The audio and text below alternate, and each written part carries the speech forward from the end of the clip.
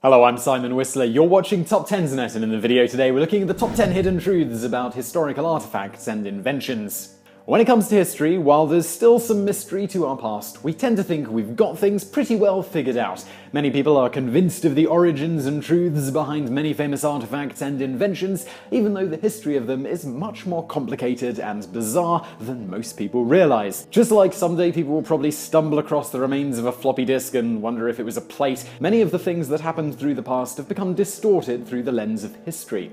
For some of these, the truth is still out there to be found, and it's only been confused by modern retellings and myths. Number 10.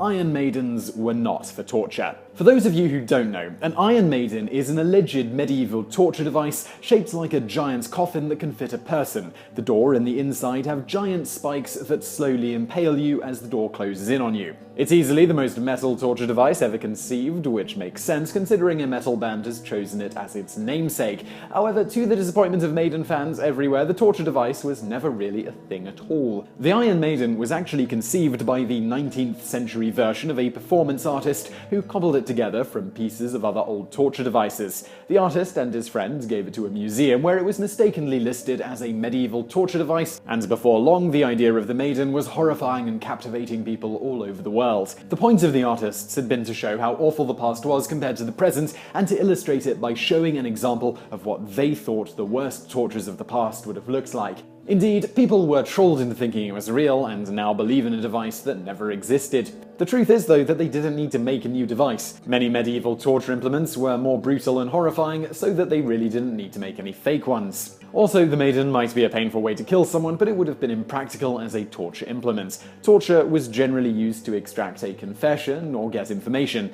A device that killed someone so quickly and conclusively would not have been helpful for that purpose. Number 9. Chastity belts are historically controversial and very misunderstood. When most people think of chastity belts, they think of a time period in history when women were treated like objects in many respects. To many people, chastity belts are a vivid example of how women have been abused and used for sex throughout history. However, most of what people have been led to believe about them is entirely false. Museum exhibits showing what was supposed to be a prudish, relatively ancient device turned out to be made in the 19th century, and a couple that did exist from the Middle Ages were actually deemed to be dog collars. Some historians and museum creators are coming to the increasingly popular conclusion that the vast majority, if not all, of said devices were made in recent years sheerly for the purpose of amusement. Now, some have speculated that some very prudish 19th century parents would have used a similar device, although very rarely, on daughters who they thought shouldn't be acting on their sexual urges. But there is also very little evidence for this. In fact, the only solid evidence of them being used in the Middle Ages was by the women of Florence, Italy. The important thing to note here is that the women were not forced into using them, but instead used them as a means of protection in case the city was overrun. Back in the day, invading armies tended to rape women, and so the women had an answer for that prepared just in case. This shows that the earliest uses of the device were not as a patriarchal control mechanism, but as a women's self-defense tool against rapists. Number 8. Powdered wigs were designed to hide the symptoms of syphilis. Most people think of powdered wigs just as an incredibly odd fashion trend during an otherwise remarkable period of history, and just kind of pay it no heed. Now, while it may have been a silly trend, it didn't begin with a whim that a wig covered in scented powder would look really good. It turns out that the reason that powdered wigs came into fashion in the first place was because most of the Western world was dealing with a raging bout of syphilis. Many men were affected, and the symptoms often were hurtful to people's social standing when it came to their appearance. It could leave nasty sores, and it caused hair to fall out. This was particularly troublesome at the time, as baldness was definitely not in fashion. So people started turning to wigs to save their reputations. Large embroidered wigs could also help hide the sores and other signs of syphilis. Eventually, King Louis XIV of France and King Charles II of England started using wigs when they contracted the disease, and before long everyone was wearing a wig whether they needed to or not. The powders that became so popular were used mainly to hide the foul scents that could be caused by the symptoms of the disease, and weren't really a fashion statement in terms of colour. While powdered wigs became common among non-diseased mainly as a fashion fashion statement, many people also preferred them because of how easy it was to deal with things like lice when you have little to no hair and just wear a gigantic wig. Number 7. Plate mail was not impractically heavy like many people believe. A full suit of plate metal was something only the richer warriors in the Middle Ages could afford, if nothing else because of the incredible amount of metal required, not to mention the intensive labor involved. For this reason, it has become an iconic part of the time period and how we now view it. When most people picture a knight, they think of a warrior in full plate mail, and they also imagine him to be well protected, but heavy and cumbersome in battle. This results in a warrior who is unable to move properly and relies almost entirely on his advanced protection to save the day. However, the truth is that a full set of plate mail was hardly all that heavy. Historians state that it was roughly the same weight as a firefighter with oxygen gear, which is coincidentally about the same amount of weight most modern soldiers carry into battle. Not only this, but because of the way the armor was distributed, they think it would have made knights in plate armor even lighter and still extremely agile. It's also claimed that the knights needed help onto their horses and couldn't get back up if they fell onto their backs. It's also claimed they couldn't climb ladders in full gear, but none of this is true. Knights were incredibly agile and fearsome warriors even when wearing full metal armor. Number 6. Medieval moats were absolutely disgusting trenches of filth. When many people think of castles, they also think of the iconic moats that you see around most of them. In movies, the water may look clean, or at least fairly normal or natural. Unfortunately, we can assure you that this was not the case at all. See, you may have noticed that most historically known moats weren't really all that deep or all that wide either, which may have made people wonder why they were considered such a useful defense tool. The reason lies in how a medieval castle's plumbing works. See, inside a castle's walls, all the primitive restrooms would drain down into the grounds beneath the keep, and from there the waste would slide into the moat. In some cases, people would also fling any extra sewage into the moat if it wasn't going in properly. This is what made moats such a good defensive barrier, because they were absolutely disgusting pits filled with the most vile filth imaginable. To put it bluntly, falling into a castle moat would be similar to falling into a modern-day septic tank. Considering how limited medicine was at the time and how easily you could contract a disease falling into a pit like that, it would almost certainly lead to a horrible death within weeks at best. It certainly doubled nicely as a protective measure, but it was also an integral part of medieval sewage technology. Number 5. Air conditioning is not a modern invention. While we know that ancient people used various methods to insulate themselves from the cold and had many methods of warming up, we don't really think of them as having a way to really fight the heat. For the most part, people from the past are simply assumed to have toughed it out as best they could. However, humans are very ingenious creatures, and considering they've been having to deal with the heat for a very long time, our modern air conditioning turns out to not be the first major attempt at cooling. Now, while some civilizations in the Middle East built their structures in a way as to properly circulate wind in an attempt to cool off using architecture, the ancient Romans were perfecting air cooling technology that was largely lost until recent modern inventions. Back in the days of ancient Rome, it's known that they possessed an aqueduct system that distributed water and removed wastewater very efficiently through the city. It was easily the most advanced plumbing system anywhere in the world, and we wouldn't see anything like it for a very long time since Rome fell. Some emperors, like Elagabalus, took things a step further than most would and had huge mountains of snow imported for cooling that regular Romans had come up with ingenious ways of using the aqueduct system to circulate cool water through the walls of their house.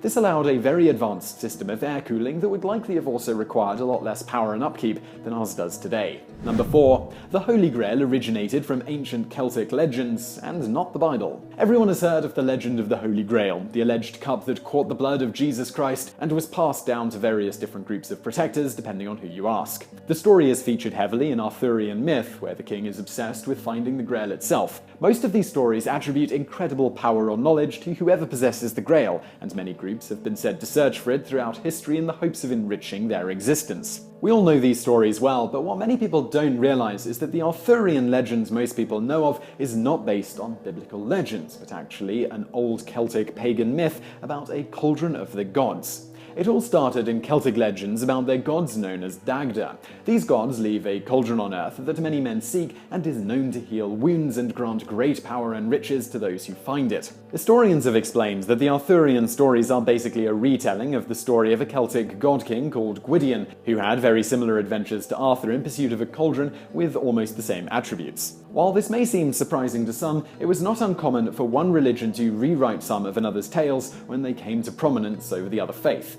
It would certainly not be the last time that religions have repurposed historical myths for their own. Number 3. Modern birthstone legends are likely little more than a marketing ploy. You may have noticed that birthstone lists on jewellery websites seem to hardly ever be consistent. There are some gems like diamond or amethyst that seem to stay the same, but others seem to differ wildly based on the jeweller. Not to mention the countless sites that ascribe various mythological powers to each stone, most with very dubious sources in terms of where they actually got their historical information. This means that, in general, there is a lot of misunderstanding about birthstones and where they actually come from. Many people know that they have an ancient origin, but aren't aware of the details of it, nor are they aware that most common birthstones were decided upon by jewelers as a marketing ploy. Back in 1912, a bunch of American jewelers got together and came up with a quasi-official list that still isn't followed by some sellers if it doesn't fit with their inventory.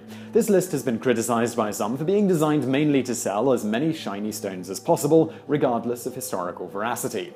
The reason many people are disappointed with how jewelers went about this is because the historical origins are being completely ignored. The very start of the birthstone stories begins with a Jewish historian named Josephus, who believed that the breastplate of Aaron, a treasured armor plate from the Bible with 12 sacred gems set in it, was connected to the 12 months of the year and to the signs of the zodiac. However, to add to the confusion, the writings of Josephus themselves have two separate and contradictory lists. Also, in modern birthstone lore, people are expected to buy one for their birth month and wear it most of the year. However, when superstitions regarding birthstones first began among early Christians, the fashion was to wear the appropriate stone for the appropriate month that you are currently in, not just wear the one from your birth month all the time. Number 2. Globally and regionally organized time is a recent invention. Many people tend to take time for granted, but they forget that it's an entirely invented construct designed to organize meeting places and make sense of our surroundings. Or, to put it simply, time is relative to the place that we are right now and the point of reference we're using. While this may seem a strange way to mention time today, what with organized time zones throughout the world that work like clockwork, pun intended, the truth is that not even 200 years ago, entire countries didn't operate on the kind of standard organized time system that we have today. Even as recently as the mid-1800s, many towns simply had their own timepiece that used the sun as a local reference for what time it was. This was simple and made perfect sense for the time period, as high-speed travel and communication was not really particularly in use. However, as train tracks started to expand throughout the United States, it became important that there was a set standard for time. Without time being properly organized, trains would have a good chance of slamming right into each other, and there were, in fact, some very avoidable train crashes before standard time was implemented. While early attempts at standardizing time among time zones had been attempted before, it was the dangers of the new railway system and the precision needed that finally created the catalyst needed for it to become encoded in law in 1883. What this means is that not even 200 years ago, time was completely local and thoroughly disorganized throughout the world. It's hard to imagine just how different that world would have been. Number 1. The history of cars goes back much further than most people realize. Most people think that cars really began in the early 1900s, when Henry Ford's experiments with gasoline-based engines began to pay off. As we all know, he started a motor company and perfected an assembly line process that quickly pumped out massive amounts of cars and changed the face of the world forever.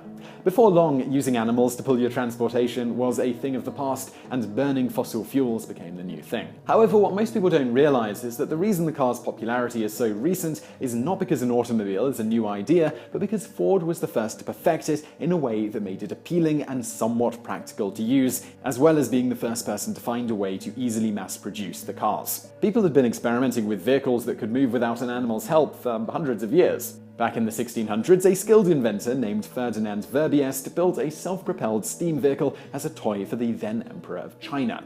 The vehicle, however, was likely not large enough to hold or propel a person even when it was actually built, and was little more than a novelty. However, in the 1700s, a French inventor named Nicolas Joseph Cugnot invented something that could actually be described as the world's first truly self-powered vehicle capable of carrying people. It was an absolute monstrosity of a steam-powered creation that weighed roughly 2.5 tons, was a whale to steer, and could reach a speed of roughly 5 miles per hour at the best of times. Due to these limitations and the amount of energy required, it just wasn't seen as a practical or impressive invention, and people kept using animals to haul goods until Ford came along with a much improved version. So I really hope you found that video interesting. If you did, please do hit that like button below, and don't forget to subscribe if you haven't already. Also, over there on the right are a couple of other videos that you might enjoy if you enjoyed this one, and thank you for watching.